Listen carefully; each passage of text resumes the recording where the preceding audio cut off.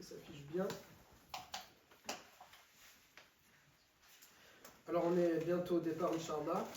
Pour Anas et Ayoub, on n'aura pas le temps de tout voir avant votre départ, mais vous inquiétez pas, quand vous n'êtes pas nombreux, on prendra le temps dans l'avion de parler, dans l'escale, quand on sera à Médine aussi. Donc on va rattraper le retard que vous avez, mais pas d'inquiétude par rapport à ça. Et normalement pour vous, les familles, on aura le temps, Inch'Allah, de tout finir si on rajoute 2 cours qui nous manquera. Donc là, on va faire une pause pendant 2 semaines, Inch'Allah, le temps qu'on part. Et ensuite, peut-être 2 cours avant de partir, et ça sera bon, Inch'Allah. Probablement, je m'étais noté ça, c'est à vous de me dire si ça vous convient. Je m'étais dit, peut-être le dernier week-end avant de partir, vous allez préférer vous reposer, ou peut-être vous allez recevoir de la famille. Donc ce week-end-là, on ne le fera pas. C'est à vous de me dire. Sinon, j'avais pensé du coup au dimanche 10 novembre et dimanche 17. Si ça vous va, Inch'Allah. Ouais, bon. Comme ça, le dimanche 24, je vous laisse tranquille. Voilà, c'est ça, quartier libre. Quartier libre, puisque après, il y a le départ le 26. Du coup, peut-être 2 jours avant, vous allez vouloir... les hommes, ils vont peut-être vouloir faire un grand ménage de la maison avant de partir. M. Casby me regarde l'extérieur, il va faire l'extérieur. Moi je suis l'extérieur. Ah voilà, c'est... Oui, l'extérieur, mais... Lui, c'est le ministre des Affaires étrangères.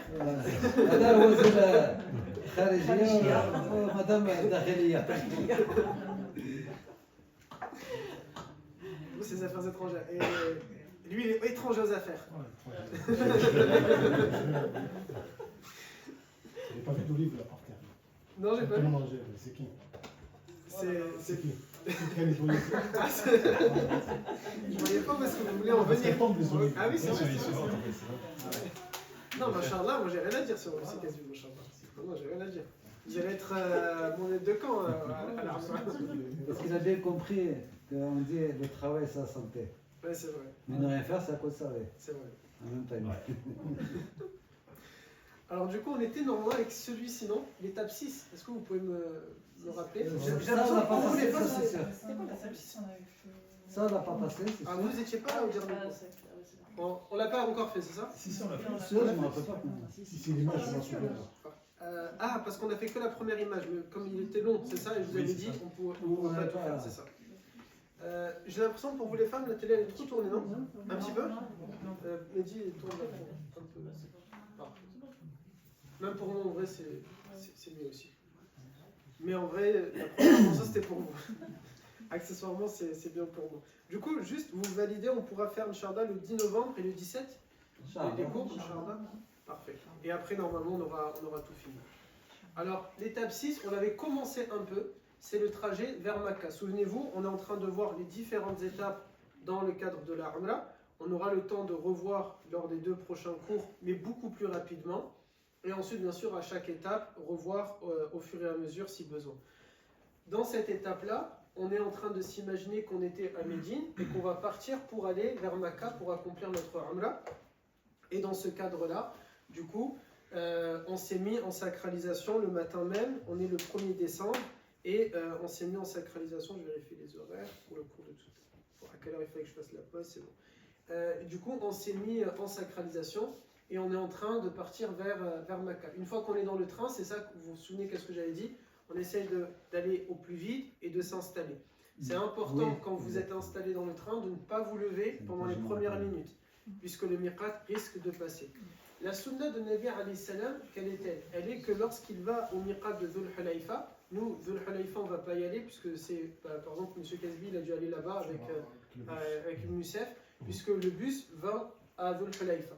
Ce que Nabi a fait lorsqu'il est à Dhul Hulayfa, c'est qu'il fait 2 rak'a qui sont sunnah, et ensuite il va faire l'intention lorsqu'il va monter sur sa monture, c'est-à-dire entre guillemets le parking dans lequel il a placé sa chamelle, son chameau ou son cheval, il monte dessus, et c'est quand il monte dans sa monture qu'il va faire l'intention labbaik Allahumma umra. Mais nous, du coup, on le fait quand on monte entre guillemets dans notre monture, c'est-à-dire le train, qui n'est pas un cheval ou autre. Parfois, ça dépend, peut-être que vous allez me dire, les agences, ils peuvent faire les deux. Soit ils vont faire aux gens dans la mosquée, ça passe, de faire l'intention à l'intérieur de ce qu'on fait, ou bien dans le car, parfois ils aiment aussi le dire dans le car, pour respecter cette sunna-là, entre guillemets le car, ça devient comme pour nous le train, comme à l'époque pour Nabi alayhi salam, ça devient la monture sur l'endroit. Donc nous, qu'est-ce qu'on va faire? C'est que dès qu'on va s'installer, on va aussi faire l'intention. Mais on n'est pas encore passé au miqat.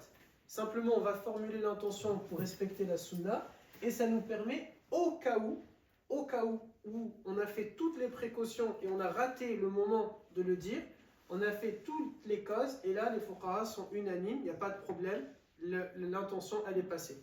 Puisque Nabi alayhi salam l'avait utilisé lorsqu'il est monté sur sa monture avant même de passer le miqat. Mais ça reste qu'on doit quand même essayer le plus possible de viser à le prononcer au moment du miqat. Car on ne sait pas, peut-être que lui, il a aussi redit, mais à voix basse, au moment de passer à travers le miqat. En tout cas, lui, alayhi salam, lorsqu'il va passer le miqat, il dit aux compagnons, faites l'intention, faites la niya pour ceux qui ne l'ont pas encore fait. Ici, pour tout le monde, lorsqu'on va faire l'intention, tous ceux qui n'ont pas encore fait de Umrah, c'est-à-dire tout le monde, je crois, vous êtes 16 personnes à ne pas l'avoir encore fait, sauf Youssef qui a déjà fait, Haja Douja qui a déjà fait, Haja Habiba, pour ces trois-là et les garçons, eux, ils ont le droit de faire une Umrah pour quelqu'un d'autre, ce qu'on appelle Umrah Badal. C'est-à-dire ils ont le droit de faire une Umrah pour quelqu'un qui est décédé, mais les autres, vous devez d'abord faire votre Umrah à vous, avant d'avoir le droit de faire une Umrah pour une personne qui est décédée. Tac. Alors, lorsqu'on est à la gare, on a dit que nous, on fera les 2 prières sunnah à l'intérieur de la gare, au lieu de les faire à Dhul Hulayfa. Et ensuite, on s'installe, ça on avait dit par rapport aux places, on va pas, je peux le redire, pensez bien, je ne vais pas vous donner des billets qui sont nominatifs, peut-être je vais donner à Kader le billet de sa sœur. Peut-être il y aura le billet de Mademoiselle Kesbi ou de Majdi. Peu importe, c'est pas gênant. L'essentiel, c'est juste vous allez vous asseoir là où les garçons ils vont vous indiquer un côté homme, un côté femme, et on a essayé d'alterner. Je disais à Oumeleda la dernière fois et à Boleda, quand j'étais chez eux, j'ai essayé de faire en sorte, dans l'organisation des places, si vous allez remarquer ça, qu'il n'y ait pas que tout le monde puisse au moins avoir un moment où il est à côté de la fenêtre pour se reposer. Donc j'ai essayé de faire en sorte que sur les 4 billets d'avion qu'il y a, plus l'aller et le retour en train, il puisse y avoir cette alternance, de manière à ce que tout le monde, au moins une fois, a pu se retrouver à côté de la fenêtre pour se reposer, de manière à vraiment alterner l'ensemble des choses, pour essayer d'être le plus juste possible. Après, je compte sur vos doigts. Restez connectés quand vous êtes dans le train, c'est très important, je le répète, parce que toute la Umrah, elle est basée sur le miqat. Vraiment, toute la Umrah est basée sur le miqat. Si vous dépassez le miqat à cheval ou en voiture, par exemple, si c'était en car, ou vous êtes avec un taxi, connecté à quoi restez concentré, par exemple, ça peut être aux audio guides si à ce moment-là on a l'audio guide. Là, dans le train, on ne va pas le mettre parce qu'on est dans le même wagon. Et vraiment, restez concentré sur le cadre de la Umrah. Ne pas rester éparpillé, ne pas penser à autre chose, ne pas être sur vos téléphones. Vraiment, restez concentré, répétez beaucoup d'istighfar, beaucoup de salat ala nabi, d'essayer de vous remémorer un peu, peut-être si vous avez vos cours, que vous êtes noté des notes par rapport aux cours qu'on fait, de pouvoir les revoir, tout ça c'est pas gênant, mais restez vraiment concentré sur ce que je peux dire, ou ce que les consignes que les garçons peuvent faire passer, et bien sûr restez bien dans le wagon. Le temps de passer le miqat, dès que le miqat sera passé, moi je vous dirai, dans tous les cas, même si je ne le dis pas, vous allez le comprendre pourquoi, parce qu'on va commencer la talbiya. Dès qu'on commence la talbiya, si quelqu'un a besoin d'aller au sanitaire, si quelqu'un est dans je dis, elle veut absolument boire son café de suite parce qu'elle est en manque de caféine, elle peut se lever à ce moment-là. C'est pas gênant si elle rate le début de la talbiya. L'essentiel, c'est que la majorité du temps, la talbiya est faite. Notre trajet à nous, il dure 2 heures en train, plus à peu près 1 heure le temps d'arriver à l'hôtel et de l'hôtel arriver jusqu'à la Kaaba. C'est-à-dire sur 3 heures, il faut minimum que pendant 1h31, vous avez fait la talbiya. Pas forcément ensemble, en même temps, ça peut être décalé. L'idéal, selon la sunna, c'est qu'elle soit quasiment tout le temps faite. De ne pas l'interrompre, constamment. Donc l'idéal à viser, c'est les 3 heures de talbiya. Le minimum, c'est au moins la moitié, 1h31, même si c'est éparpillé, cet ensemble-là. Lorsque le miqat est passé, alors c'est possible aussi quand on va être installé. Ne vous inquiétez pas, peut-être que moi je vais vous faire répéter, donc on est tous en groupe, on va dire Labbaik Allahumma Umrah, Et ensuite, on va rajouter Allahumma mahilli haythuma habastani. Oh Allah, je te demande de me désacraliser là où, plutôt, on dit oh Allah, j'ai l'intention de faire la umrah, labbaik Allahumma umrah. Allahumma mahilli haythuma habastani. Oh Allah, je te demande de me dégager, donc, grosso modo, ça veut dire ça, de me dégager de mon obligation là où tu vas, haythuma habastani, là où tu me feras arrêter. Dire cette parole-là, elle nous permet que si on a le moindre problème, le moindre souci, on peut arrêter la umrah. Si on ne dit pas cette parole-là et qu'il y a un problème, par exemple, admettons une sœur, elle a un souci, par exemple, avec ses menstrues, eh bien, elle est tout simplement maintenant bloquée. Elle ne peut pas utiliser, comme par exemple le cachet que je vous ai dit, si c'est un mal de ventre terrible, Anas il a. Il ne peut pas arrêter sa umrah. Il est obligé de rester en sacralisation, même si ça dure 3 jours, 4 jours. Si par exemple un garçon il tomberait malade et il ne peut plus du tout, ou une femme, vous ne pouvez pas du tout vous lever de votre lit. Donc on arrive à l'hôtel et vous restez couché. Vous avez besoin de 4 jours, 5 jours. Vous ne pouvez pas sortir de la umrah tant que vous n'avez pas fait tous les rites de la umrah. Sauf si vous avez dit l'intention Allahumma mahilli haythuma habastani. Il y a 2 versions, celle-là c'est la plus courte, donc c'est celle-là qu'on va utiliser. Il y en a une qui est encore un peu plus longue, où on demande à Allah Ta'ala, Ya Allah, j'ai l'intention de faire une umrah sans, comment on appelle ça en français, sans ostentation, sans orgueil, sans micro. Elle est un peu plus longue, mais celle-là, elle passe très très bien. Allahumma mahilli haythuma habastani. Ça, elle nous permet, s'il y a le moindre problème pour quelqu'un, tout simplement, il vient de sortir de la umrah. Il prend la décision, je sors donc de la umrah parce que je ne me sens pas bien. Et je ne me sens pas bien au point où je ne peux pas finir. À ce moment-là, quand on arrive à Makkah, il n'est pas obligé de retourner à Dhul Hulayfa, il n'est pas obligé de revenir à Médine pour refaire une autre umrah. Il pourra tout simplement aller à Masjid Aïcha et accomplir sa umrah. S'il n'aurait pas dit ça, déjà il ne peut pas sortir de la umrah, il est obligé de faire tous les rites. Et il aurait été obligé, si, je ne sais pas, il s'en fout totalement, il dit non, non, c'est bon, alors il doit faire demi-tour. Il doit aller en arrière, et là, à ce moment-là, il refait notre umrah. Mais s'il fait 2 heures de train pour aller jusqu'à Makkah, il doit reprendre 2 heures pour retourner à Médine, de nouveau 2 heures pour revenir. Et c'est quelque chose qui va être assez compliqué. Est-ce qu'il y a une question par rapport à ça? Et après, si par exemple il est malade quand on arrive, comment ça se passe quand il faut que ça va? Alors du coup, si il se sent malade, par exemple, sur le trajet, on va dire vous vous sentez malade, vous arrivez à l'hôtel, nous on a un petit moment, à peu près 1 heure, où vous allez poser vos affaires, si certains veulent se doucher. Et c'est à vous de me dire, moi je me sens vraiment pas bien.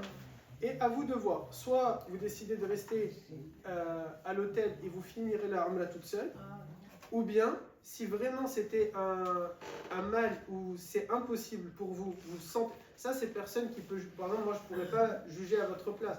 Donc c'est vraiment à vous de vous dire, moi là vraiment je ne peux pas faire ma umrah. Si vous considérez que vous ne pouvez pas faire la umrah, grâce à cette intention, vous êtes sorti donc de l'état de sacralisation. De nouveau vous pouvez vous doucher, mettre du gel douche, du parfum, vous n'êtes plus en umrah. Et vous pourrez faire la suivante en allant à Masjid Aïcha. Donc ça c'est quelque chose qui est possible. Juste la première bien sûr, elle n'est pas comptée.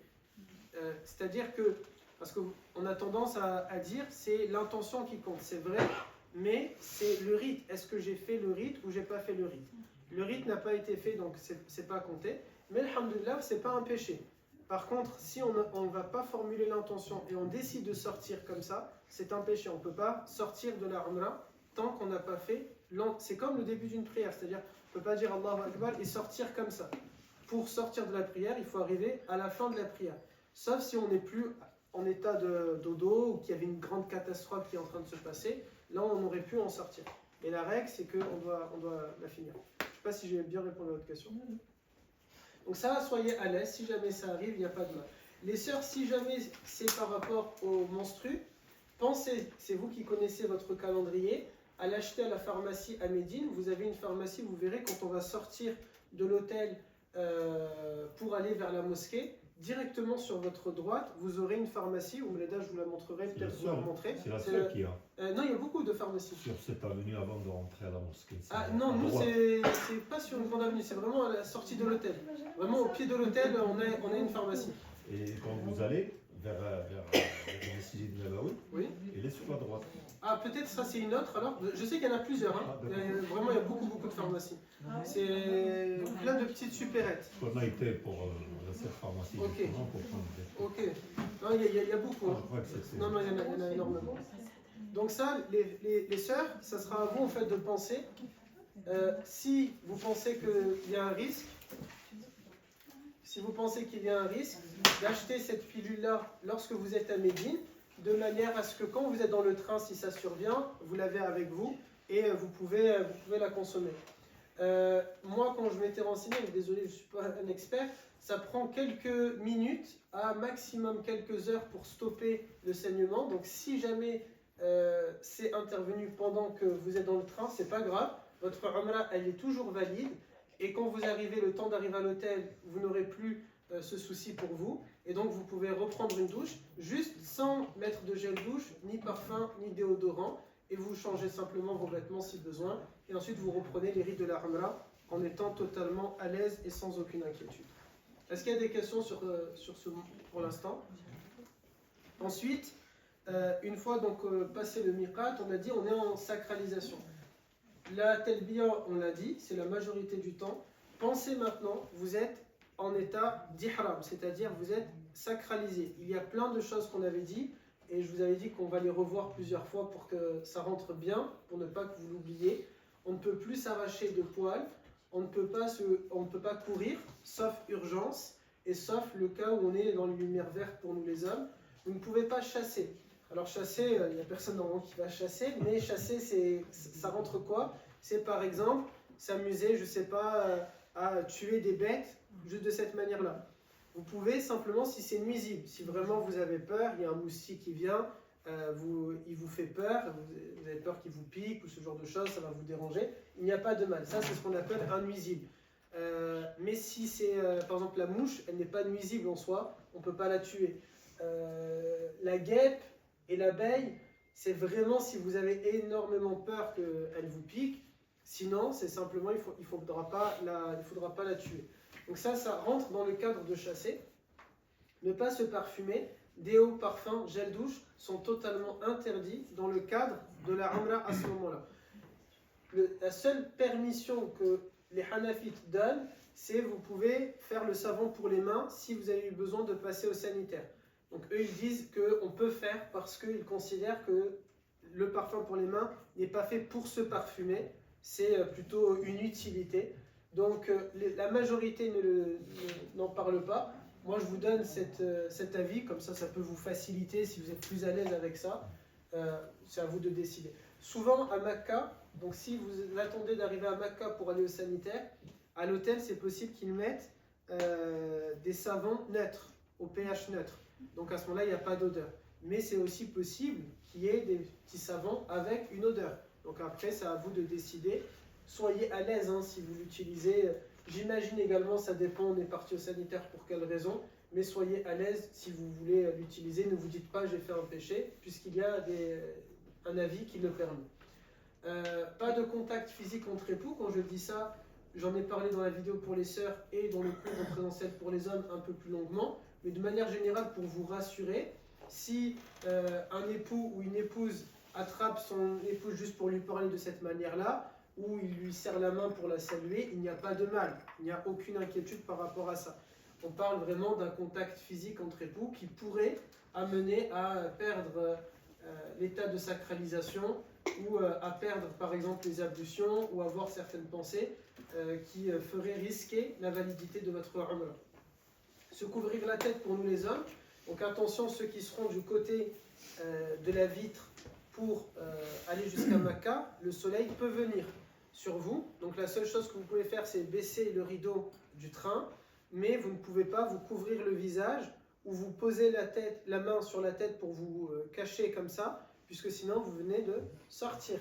Vous avez fait une erreur. Si vous faites ce genre d'erreur, ça n'invalide pas la umrah, mais vous devrez payer une fidya. Donc la fidya, vous devrez soit égorger un animal, soit nourrir 6 pauvres, ou bien jeûner 3 jours. Le moins cher pour vous, c'est de nourrir 6 pauvres. Ça va vous coûter 3,50 € par pauvre, Du coup, 6 fois 3, ça fait à peu près dans les 20 euros. Si ça arrive là-bas, il faudra le faire là-bas. C'est là-bas, il faut le faire là-bas. Donc 20 euros l'erreur. Si vous en faites 2-3, ça passe. Mais sinon, ça peut vite chiffrer. C'est pas compris hein, dans le prix des erreurs. Si c'est une erreur à cause de moi parce que je vous ai pas fait un truc, c'est normal. Il n'y a pas de mutuelle. Non, il n'y a pas de mutuelle. Il n'y a pas d'assurance, pas de mutuelle. Il y a peut-être un concept là à trouver. Se couvrir donc la tête pour nous les hommes, c'est interdit. Alors, certains fuqaha, ils disent si vraiment la personne elle a oublié, c'est pas grave. C'est très minoritaire. Le plus sûr, c'est que j'ai fait une erreur, je paye la fidya et au moins je suis rassuré. Surtout pour nous, Européens, 20 euros l'erreur, c'est pas très cher en réalité. C'est pas quelque chose qui est gênant. Mais ça peut vite chiffrer, il ne faut pas faire trop d'erreurs. Ensuite, se couper les ongles. Donc attention, ceux qui a l'habitude de se ronger les ongles. Non, Votre tante, elle...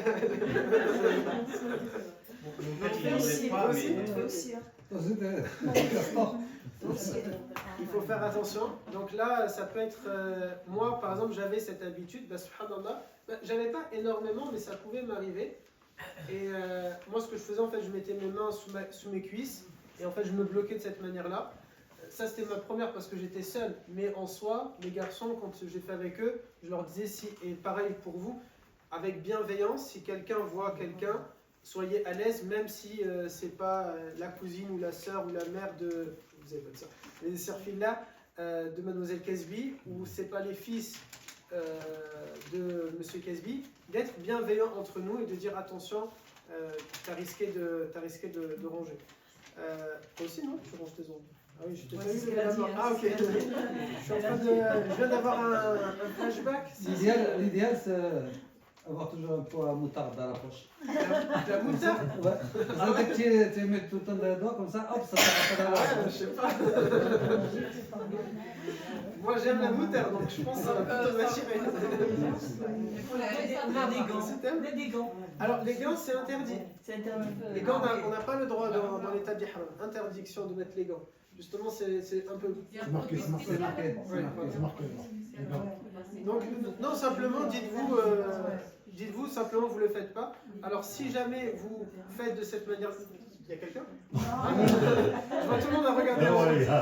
Il y a une, je sais pas, une libellule, je sais pas. Je cherchais où se loger. C'est un frelon. Je pense que c'est ça va sortir tout seul. Il va sortir tout seul. Ah, mais c'est pas dangereux, ça, je crois. Moi j'ai peur, hein, si vous voulez écrire après dans le coup. C'est bizarre, je coupe la vidéo. Donc, bon, si par exemple, je n'ose pas là le faire, mais. Comme ça. Si par exemple vous faites de cette manière-là, ça passe. Il n'y a pas de mal. Vous n'avez pas besoin de payer 20 euros. Ne soyez pas à ce point-là strict avec vous-même. Surtout si vous l'avez fait 4-5 fois, ça commence à faire un peu cher le kilomètre. Soyez à l'aise. C'est vraiment si vous avez, vous le voyez, si vraiment pendant plusieurs minutes vous l'avez fait, vous avez bien rongé, vous avez fini. Alors on va dire l'ongle, vous voyez, le doigt, et personne n'avait remarqué, vous l'avez fait. Là, considérez, oui, il faut quand même que je paye ma fidya, on ne sait jamais. Si c'est vraiment léger, il n'y a pas de mal. Je ne pense pas que vous allez le faire en réalité, parce que déjà vous êtes concentré dans la talbiya. Sur la tibia dans les mains. Voilà, vous pouvez, exactement. C'est ça, exactement. Il va y avoir de la bienveillance les uns les autres. Vous-même, vous allez sûrement, naturellement, vous dire, là, il ne faut pas que je me range les ongles. Normalement, c'est dans Oui, la tête. oui. Donc, ça peut arriver peut-être vite fait, mais c'est pas quelque chose que vous allez... j'ai pas d'inquiétude pour vous par rapport à ça. Et, alhamdulillah, on sait que pour nous, c'est pas quelque chose, même si vraiment il devait y avoir la fidya, imaginez ceux, comme je vous disais, qui vont économiser des années entières pour faire une umrah, ils n'ont même pas de quoi se payer un café ou ce genre de choses. Donc pour eux, la fidya c'est très cher, les 20 euros. Ça peut très vite chiffrer. Pour nous, alhamdulillah. Se couper les ongles. Demander quelqu'un en mariage ou faire des avances, c'est interdit. Quand on parle d'avance, donc c'est-à-dire aucun jeu de séduction, aucune insinuation, Et souvenez-vous, c'était le tout premier cours qu'on avait vu, de manière générale, de ne pas discuter le sujet du mariage lors de la Umrah, de manière à ne pas ensuite à ce qu'il y ait peut-être une pensée ou que l'intention du voyage puisse changer. Les intentions, rassurez-vous, l'intention, elle change constamment. Donc rassurez-vous, si un jour vous avez une mauvaise intention, je prends l'exemple, Elimoujen est en train de s'endormir. C'est toi maintenant, je comptais faire Ayoub El-Galta, mais du coup c'est toi. Si t'es fatigué? Un peu, mais. Ça va aller? Ouais, ouais. Alhamdoulilah. Si il part avec une mauvaise intention au départ, je dis n'importe quoi, par exemple, il veut faire une Umrah parce que, je sais pas, il veut faire plaisir à Osted et il se dit, ah tiens, je vais partir. L'intention, elle est mauvaise au début. Tant que le rite n'a pas encore été accompli, alhamdoulilah, c'est pas, entre guillemets, c'est pas très grave, dans le sens qu'il va pouvoir changer sa niya. Il faut toujours faire attention à sa niya. Mais même quand la niya elle a été faite, de constamment se rappeler, je suis là pour Allah Azza wa Jalla, je suis là pour Allah Azza wa Jalla. Se l'imposer, se le répéter encore et encore, de manière à purifier toujours notre intention. Au cas où, elle peut, forcément, on est humain, donc il peut y avoir, on peut mélanger avec autre chose, mais normalement c'est censé être uniquement pour Allah Azza wa Jalla. Mais ça peut se mélanger. Certains compagnons ils disent même, on ne le fait même pas pour nous-mêmes, on le fait pour plaire à Allah Ta'ala. C'est Rabi'a al-Adawiya qui est une grande Ahlillah qui disait, elle faisait toujours cette dua-là, Ya Allah, si jamais je t'adore, je fais ibadah pour entrer au paradis, prive-moi du paradis, fais que le paradis soit haram. Et si je m'abstiens de faire al-haram parce que j'ai peur de l'enfer, fais-moi brûler en enfer. Parce que si je t'adore, c'est parce que tu mérites d'être adoré. Et si je m'abstiens d'al-haram, c'est parce que tu mérites d'être obéi. Ça, c'est vraiment une niya la plus parfaite possible. Parce qu'en réalité, on fait parce qu'on espère le paradis. On fait ou on s'abstient parce qu'on a peur du châtiment. Mais c'est bien sûr plusieurs paliers. Et alhamdoulilah, on a une vie pour essayer de se perfectionner et d'avancer.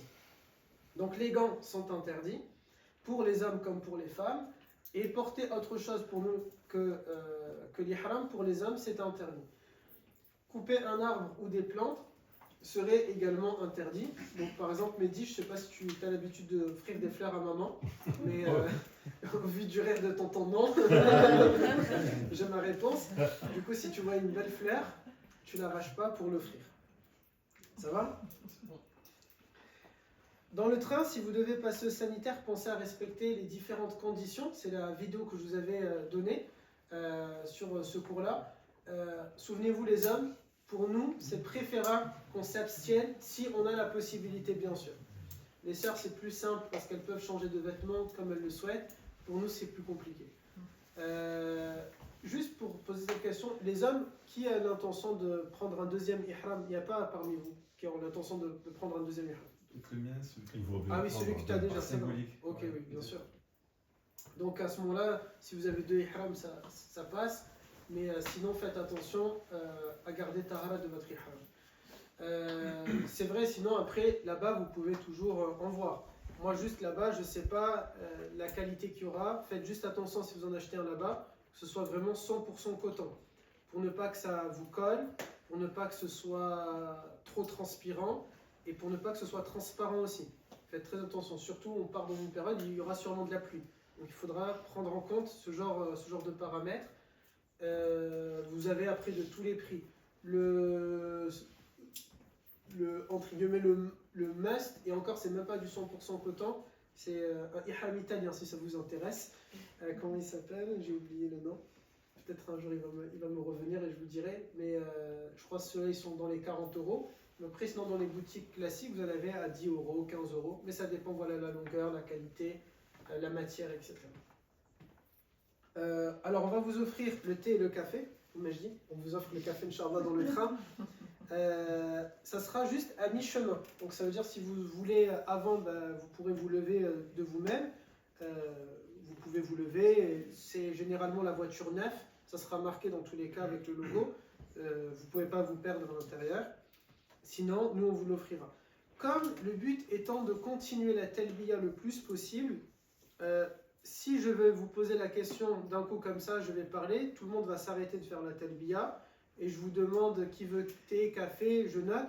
je pense que ça risque de vous couper dans votre élan, et donc je ne vais pas faire ça, de manière à ce qu'il n'y ait pas une coupure, et que vous gardez constamment le rythme de faire la talbiya. Si un il est fatigué qui s'arrête, ça c'est pas gênant, mais si c'était tout le monde d'un coup qui s'arrête, peut-être ça peut vous faire d'un coup retomber, et ce serait dommage, à mi-chemin, donc pendant 1 heure, il y a eu la talbiya, il y a eu peut-être des émotions qui ont commencé à arriver, de ne pas vous couper. Donc tout simplement ce qu'on fera, c'est soit, moi je vous demanderai, on verra si on a le temps, avant que le train ne démarre, qui voudra tout à l'heure du thé ou du café, ou bien tout simplement c'est possible que je vais vous noter comme ça, je passe un par un, il y aura marqué par exemple thé ou café, et je le note, et donc pendant ce temps-là, tous les autres, vous continuez la talbiya, on prend vos commandes, on part les chercher, on vous les ramène, et vous pouvez continuer la talbiya.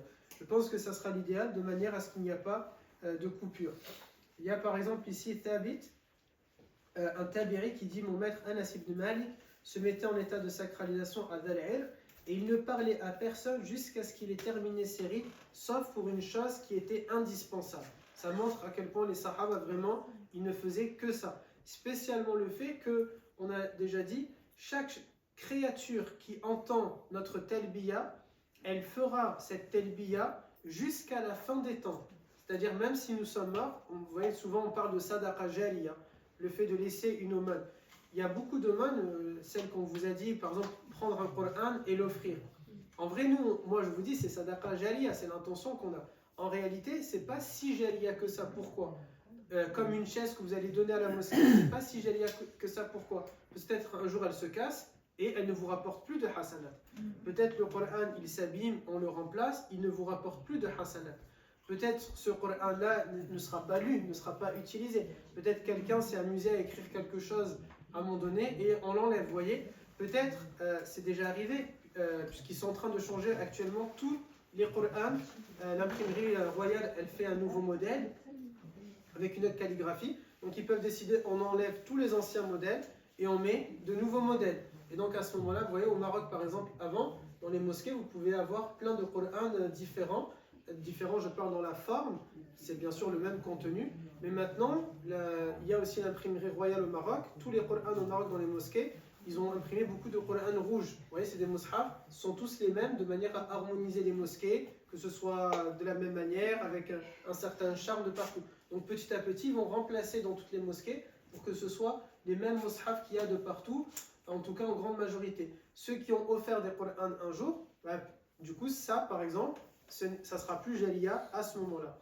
Qu'est-ce qui va rester par contre? C'est la talbiya, parmi d'autres choses. Comme un puits peut s'assécher. On sait qu'avec la sécheresse, bien sûr, on espère le plus longtemps possible. Sinon, s'il n'y a plus d'eau, il n'y a plus de vie. Donc on espère quand même le plus longtemps possible. Mais il faut multiplier le plus possible. Un puits ici, une chaise ici, un Coran ici, la talbiya là-bas, un orphelinat par là. Vous voyez, on multiplie le plus possible nos moyens de pouvoir récupérer des hasanats et la talbiya en est. Donc pensez bien à constamment la faire et la faire. Donc il ne faut pas discuter sauf si c'est quelque chose qui est nécessaire. Si par exemple, je sais pas, on est dans le train et quelqu'un a besoin de demander, il a oublié une règle de la Umrah, donc il demande, ou bien il dit, je sais pas, qu'est-ce qu'on peut avoir comme exemple? Je sais pas, il veut se lever pour aller boire un café ou se dégourdir les jambes, il y a quelqu'un à côté, il peut lui demander, désolé, je vais me lever, c'est pas gênant. Simplement, la majorité du temps, la talbiya est dans le strict minimum, on discute et on parle que si c'est vraiment indispensable. Al-Muntalib ibn Abdillah, il dit, les compagnons, c'est un tabi'i, il dit, les compagnons du prophète levaient leur voix pour la talbiya au point où ils avaient des extinctions de voix chez les hommes. Chez la femme, elle n'a pas besoin de crier, simplement de cette, comme je suis en train de parler, labbaik Allahumma labbaik, labbaik la sharika laka labbaik, de cette manière-là, c'est très bien. Pour nous les hommes, c'est limite, labbaik Allahumma, vous voyez, c'est vraiment le plus fort possible qu'il faudrait normalement le faire. C'est vraiment, il dit, ce tabi'i, les Sahaba, ils n'avaient plus de voix après. Leur voix, elle se casse. Donc, il faut vraiment le plus possible que vous le faites. Toujours en mettant dans le contexte. Puisqu'on sera dans un train, on ne va pas crier trop fort, puisque c'est fermé. Quand on est dans la réception de l'hôtel, on ne va pas crier trop fort. D'ailleurs, moi-même, je vous dirais, je crois que je l'ai noté tout à l'heure, quand on va rentrer dans la réception de l'hôtel, on va le faire tout simplement, puisque ça résonne, ça peut perturber, forcément l'administration là-bas, ils doivent gérer les passeports, on ne va pas se montrer, donc forcément c'est en fonction. Quand on rentre dans la mosquée, pareil, on ne le fait pas à voix haute, en plus là, ça y est, on aura les audio guides, donc chacun, de cette manière-là, tout simplement. Quand est-ce qu'on pourra lever la voix? Il y a des moments, par exemple, quand vous allez être dans le train, dès qu'on va sortir du train à Mecca pour aller jusqu'à l'intérieur de la gare, il y a le gros bruit de la machine de train, là oui, vous pouvez en profiter justement pour bien lever la voix. Dans le train, vous pouvez en profiter pour ne pas le faire que de cette manière-là, mais quand même un peu fort. Labbaik Allahumma labbaik. Vous voyez, de cette manière-là, c'est entraînant, ça attire les autres, et surtout, imaginons, il y a quelqu'un avec nous dans le wagon qui est attiré par votre talbiya aux hommes et aux femmes, ça lui donne envie, parce qu'il voit une image de groupe, et ça lui donne envie à lui aussi de ne pas rester sans la faire, mais de la faire, et bien quand il la prononce, c'est une sadaqa jaliya pour lui jusqu'à la fin des temps, mais comme c'est grâce à vous, alors aussi individuellement, vous prenez la même récompense sans diminuer de sa récompense à lui. Ensuite, Bakr ibn Abdillah al-Muzani, par exemple, il dit: j'étais avec Abdullah ibn Umar. Abdullah ibn Umar, c'est le petit-fils, c'est le fils de Umar ibn al-Khattab. Abdullah ibn Umar, il a fait la talbiya au point où j'ai entendu l'écho de sa voix entre deux montagnes. Donc on voit vraiment à quel point leur voix, elle partait et elle le faisait. Et surtout, dites-vous quelque chose. C'est nous, on est en train, c'est 2 heures. En car, c'est maximum 6 heures. Ils le faisaient à cheval, donc ça prenait une semaine. Pendant une semaine, 5 jours, ils étaient en ihram. Pendant 5 jours, ils faisaient la talbiya. Et donc pendant 5 jours, il faut que 2 jours et demi, donc 48 plus 12, ne réponds pas à maintenant, réponds pas à Ayoub, c'est toi on a dit. Du coup, ça fait combien? 60. Il faut qu'au moins 60 heures, il y ait eu la talbiya qui soit répétée sur le trajet. Donc vraiment, alhamdulillah pour nous. Et encore, on aurait pu vous proposer, au lieu de le faire en train, j'aurais pu vous dire on le fait en avion, parce que c'est possible, on peut faire Médine, Jeddah en avion. 40 minutes, je crois, d'avion, vous voyez. Donc, ça veut dire encore plus réduit. Mais je pense que c'est pas...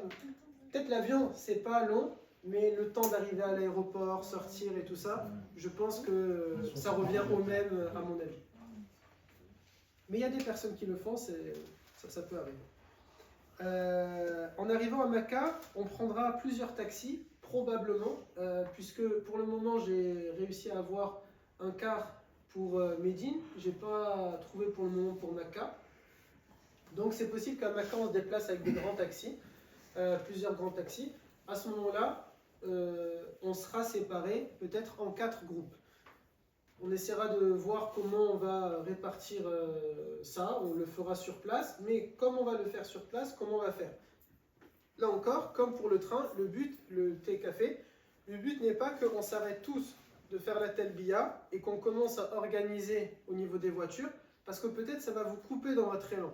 Le but, au contraire, c'est là, ça y est, on arrive à Mecca. Donc, au contraire, ça va continuer, c'est vraiment la dernière ligne droite, donc il va falloir rester. Il est possible donc que moi je vous demande de rester à l'intérieur de la gare et que je sorte, vous ne me voyez plus pendant peut-être une demi-heure, ne vous inquiétez pas, continuez la talbiya doucement et pas d'inquiétude, le temps de trouver les différents taxis. Quand les taxis seront trouvés, je ne sais pas comment je vais faire, est-ce que les premiers taxis partent ou est-ce que c'est mieux que je pars en premier?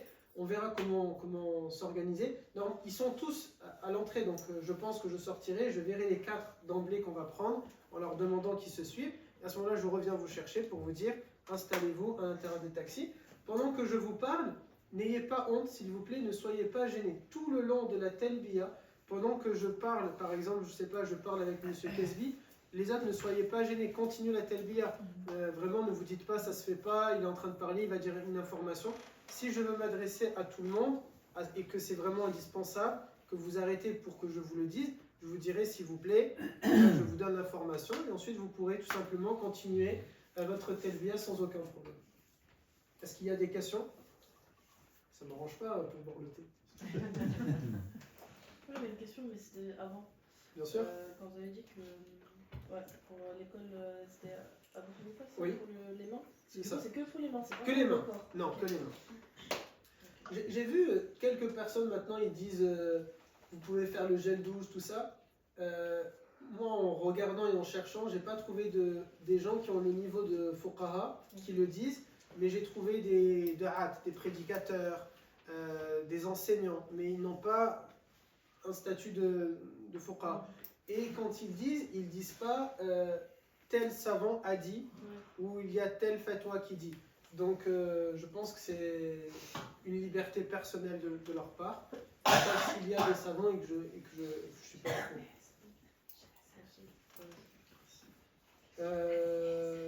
Ensuite, on passe à l'étape numéro 7. Ça va jusqu'ici? J'avance pas trop vite pour votre moment? Ça va, j'avance pas trop vite? Alhamdoulilah. L'hôtel à Makkah. La talbiya sera répétée dans le taxi et à voix basse dans le hall de réception. Même si on est séparés, c'est important que vous continuez de faire votre talbiya dans le taxi. Vous allez voir, je vous préviens, je vous avais dit dès la toute première réunion, l'objectif pour moi n'est pas de vous cacher certaines réalités. Même ce qui n'est pas beau à voir, je vais vous le dire. Makkah, peut-être, va vous faire, c'est possible pour certains, ça peut vous faire un certain choc. Ça n'a rien à voir avec Médine. Ça peut être, on est mdeyaq, vous voyez, on est très serré. Vous allez voir beaucoup de bruit, beaucoup de foule. Ça va très vite. On n'est pas tranquille. Donc c'est très speed. Et dès que vous allez arriver à Makkah, peut-être vous allez ressentir ça. Quand vous êtes dans le taxi, c'est donc à vous de savoir, soit vous voulez regarder l'extérieur tout en faisant la talbiya, il n'y a aucun problème. Soit vous avez peur que ça vous perturbe, ne le regardez pas. Moi je pense qu'il n'y a aucun mal à voir l'extérieur tout en restant concentré en faisant votre talbiya. Mais essayez, quand vous allez voir peut-être des choses un peu perturbantes, de ne pas en discuter avec vous. Vous êtes toujours en état de sacralisation. Donc il va y avoir peut-être des choses, vous allez voir des buildings immenses, vous allez voir la tour de l'horloge par exemple au loin. Vous allez voir, donc c'est peut-être, voilà, comme ça va être la première fois, peut-être vous allez vous dire ah tiens, elle ressemble finalement à ça. De ne pas en discuter entre vous, de ne pas évoquer ce genre de choses entre vous, mais de rester concentré le plus possible sur la talbiya. C'est vraiment là les dernières minutes, c'est-à-dire c'est le dernier moment que vous pouvez avoir pour gagner cette récompense-là, que aussi loin que les créatures vous entendent, elles vont le répéter jusqu'à la fin des temps. Donc il faut absolument que vous restez concentré sur ça. Il est possible, le chauffeur de taxi, si c'est le taxi dans lequel moi je suis qui va parler, je vais lui faire comprendre que j'ai pas très envie qu'il parle avec nous, mais peut-être qu'avec vous, il va être très à l'aise de parler. Si c'est un taxi 100% femme, normalement il ne va pas vous parler. Mais le taxi pour les frères, il y aura forcément un taxi où certains, vous serez à l'intérieur et moi je ne serai pas avec vous. Il va être très friand de vous parler, donc il va commencer à vous expliquer ah, t'es venu faire la Umrah, t'as combien de fois? Tiens, ma carte, si tu veux, tu m'appelles. Vous voyez? Donc, à vous, poliment, de mettre une certaine barrière, peut-être simplement en faisant des gestes de la tête, en prenant, sans parler avec lui, la baïk Allah. Plus vous le ferez fort, moins il parlera avec vous.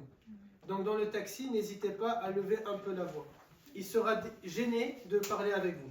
S'il voit que vous le chuchotez, s'il voit que vous ne le faites pas, il va être très à l'aise parce qu'il se dit c'est des clients potentiels. Vous voyez, c'est un joli groupe. Donc il va vous proposer je t'amène à Ralahira, je t'amène ici, si tu veux, je te ramène jusqu'à Médine. Bah, lui, c'est forcément, il cherche son risque, donc on ne peut pas lui en vouloir. Mais nous, on cherche aussi notre risque. Donc il faut que chacun pour soi à ce moment-là. Ensuite, on arrive dans les chambres. Pour un temps maximum d'1 heure, je l'ai calculé en fonction de la chambre de 4. De manière à ce que vous ayez chacun 15 minutes à peu près si vous avez besoin. Peut-être si vous estimez que ce n'est pas suffisant, je peux augmenter un peu. Le but étant que juste en fait on n'arrive pas trop tard après la prière de Hassan, de sorte que lorsqu'on est en train de faire tawaf, ce ne soit pas l'heure de Maghrib et qu'on soit coupé et que votre Umrah au lieu de durer 2 heures, elle ne s'étende pendant trop de temps. Donc il y aura un jus, c'est minimum, là j'ai marqué maximum 1 heure, Mais si je vois qu'on a du temps par rapport à la prière, parce que peut-être les taxis on les a trouvés vite fait, que le trajet a été vite, je vous dirais finalement vous avez 1h30, vous avez 1h15, 1h20. Dans ce temps-là, il est important que ceux qui n'ont pas, ne ressentent pas, c'est pas un besoin très important, sinon ils vont s'évanouir, ils n'ont pas en soi besoin de se reposer. C'est mieux, vous êtes libre bien sûr, mais c'est mieux que vous ne perdez pas de temps dans la chambre. Ne commencez pas à déballer vos affaires, mais plutôt retournez à la réception, ou bien rendez-vous à la mosquée de l'hôtel. De mémoire, vous vous rappelez, Ayoub et Mehdi, c'est à quel étage? De toute façon, ce sera marqué dans l'ascenseur, mais je crois, je sais pas, par exemple l'étage 3, je crois, c'était, ou l'étage 9. Dans tous les cas, ce sera noté. C'est le même étage pour les femmes et pour les hommes. De vous rendre là-bas, de vous asseoir et de faire votre telbiya, tout simplement, ou bien à la réception de l'hôtel. Il y a beaucoup d'endroits où vous pouvez vous poser et répéter votre telbiya. Si vous voulez faire la sunna, il est sunna, je l'ai mis en bas, de refaire al-Rasoul. Simplement, donc c'est-à-dire vous avez fait le Rasoul à Médine, on est passé maintenant avec le train, on est à Makkah, vous êtes toujours en état de sacralisation, on arrive dans les chambres, c'est sunna que vous refaites al-Rasoul. Maintenant, c'est à vous de décider en fonction du temps, en fonction du moment. Est-ce que vous pouvez pas, est-ce que vous voulez pas, puisque vous ne pourrez pas remettre de déodorant. Vous ne pourrez pas faire cette douche avec du gel douche ou du savon. Donc c'est à vous de savoir, est-ce que vous voulez vous rafraîchir simplement ou pas. Si vous rafraîchissez en faisant donc le roussoul, faites juste, s'il vous plaît, très attention. Si vous mettez du shampoing et tout ça, ça peut devenir très problématique ensuite pour la validité de votre umrah. Les cheveux tombent beaucoup. Là, il n'y a pas de mal. Enfin, si c'est pas, c'est-à-dire si vous vous lavez mais vous n'avez pas frotté, juste vous avez passé pour valider et qu'il y a des cheveux qui sont tombés, c'est pas grave. Comme pour les poils du corps, c'est pas un problème. De la même manière, par exemple, pour nous les hommes, si on sait que le fait de faire ça, ça en fait tomber, on va essayer d'éviter. Mais si c'est pas automatique que ça tombe et que juste on a arrangé comme ça notre barbe, il n'y a pas de mal. On peut toucher, c'est pas gênant. Juste si quelqu'un, admettant, il sait que fut un temps, ça m'était arrivé, où ça commençait à tomber, donc dès que je faisais ça, il y en avait beaucoup qui tombaient. Là, à ce moment-là, moi je vais pas le faire. Mais en soi, j'ai pas arraché. Donc, vous voyez, les cheveux qui tombent en réalité sont naturellement déjà détachés, mais on les a pas techniquement arrachés. Donc il n'y aura pas de mal. Même si on brosse les cheveux. Alors, brosser les cheveux, justement, c'est à vous maintenant de savoir, est-ce que quand vous allez les brosser, est-ce que ça vous les arrache ou est-ce que juste ça enlève ceux qui sont déjà... Vous voyez, comme pour un chat, et c'est bizarre, désolé, un chat, quand on le caresse, ce qu'on a entre les mains, on ne l'y a pas arraché, ils sont déjà tombés en réalité. Donc c'est à vous, en fait, de voir. La sunna, en tout cas, c'est sunna, de refaire al-Rasoul. Maintenant, c'est à vous de voir par rapport à ça pour brosser, puisque ceux qui ont des cheveux longs, c'est pas comme ceux qui en ont pas, c'est peut-être plus simple pour ceux qui n'ont pas de cheveux de pratiquer cette sunna-là que ceux plutôt qui ont des cheveux, ça peut être plus compliqué. Aussi, gardez l'esprit que ok, donc ça c'est bon. Multipliez la talbiya le temps du rendez-vous ensemble, soit dans votre chambre, soit à la réception. Alors, de manière générale, il ne faut surtout pas être en retard, mais surtout pas ce jour-là. Attention, puisque c'est votre première umrah. Et moi, je vais être désolé, hein, mais je vais être strict au niveau des horaires, volontairement, de manière à ce que ça ne s'étend pas. Surtout si ensuite, ça peut avoir un effet, des répercussions d'un coup très fort. Par exemple, il y en a 5 qui sont en retard, on se décale d'une demi-heure, on passe, on arrive, mais moi, cette demi-heure-là, c'était pour justement ne pas rester sur l'esplanade le temps de la prière, qu'on ne se fasse pas séparer. À cause de ça, on a été séparés. Donc à cause de ça, la Umrah a pris beaucoup plus de temps. Donc le programme n'a pas été respecté. Donc vous avez mangé beaucoup plus tard. Et donc vous n'êtes pas content. Mais peut-être ceux qui ne seront pas contents seront ceux d'ailleurs qui m'auront mis en retard. Du coup, pour éviter ça, s'il vous plaît, c'est très important, vous respectez les horaires. Vous pouvez également, à la mosquée de l'hôtel, faire des prières si vous souhaitez. N'oubliez pas, ça à Makkah, ça a la valeur de 100 000. Dans votre chambre, ça a la valeur de 100 000. même la talbiya ici a une valeur donc de 100 000 lorsque vous arrivez dans le sanctuaire du grand haram. Donc profitez à ce moment-là plutôt de faire des ibadah à ce moment-là. Par contre, vous ne pouvez pas arrêter la talbiya pour lire le Coran. Vous n'arrêtez pas la talbiya pour faire l'istighfar, pour faire salat ala nabi. Non, la parole que vous devez dire, c'est simplement la talbiya. Et vous pouvez faire des pauses avec le tahlil, c'est-à-dire le fait de dire la ilaha illallah. C'est uniquement ça que vous êtes censé faire. Le temps pour lire le Coran, pour faire salat ala nabi, pour faire l'istighfar, tout ça, c'est un temps qui viendra plus tard. Pour le moment, c'est uniquement la talbiya. Et s'il vous plaît, n'oubliez pas de prendre le sac à dos Umrah avec vous. Soit ce sac à dos Umrah, vous préférez l'avoir préparé à Médine et vous l'emportez avec vous parce qu'il est très fin, donc on ne va rien vous dire et c'est bon. Soit vous l'avez préparé à Médine, vous le mettez dans votre valise, on arrive à Mecca, vous ouvrez votre valise, vous sortez le sac à dos Umrah et vous laissez toutes vos affaires à l'intérieur de la chambre d'hôtel, mais il faut absolument que vous sortez avec le sac à dos Umrah dans lequel il y aura, puisque je vous avais mis la liste de tout ce qu'il doit y avoir dedans, pour l'instant il n'y a pas marqué l'audio guide, mais souvenez-vous, il faudra absolument du coup avoir constamment l'audio guide. L'audio guide, maintenant qu'on a décidé qu'on l'a, il va faciliter certaines choses qui me permettent de dire, vous devez donc dans l'absolu constamment l'avoir, sauf si je vais vous dire c'est pas la peine de l'avoir.